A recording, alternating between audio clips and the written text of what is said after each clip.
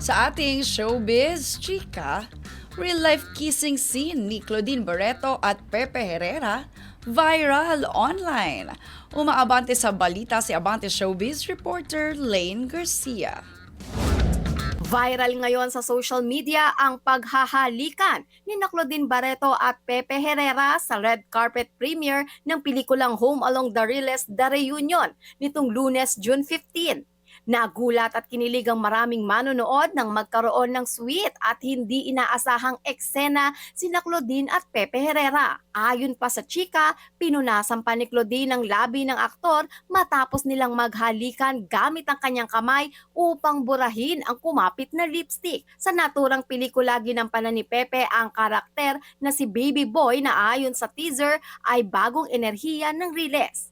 Habang si Claudine naman ay kilala bilang si Bing Cosme na one and only daughter ni Kevin Cosme na ginampanan ng namayapang comedy king Dolphy. Yan muna ang chika. Lane Garcia, Abante.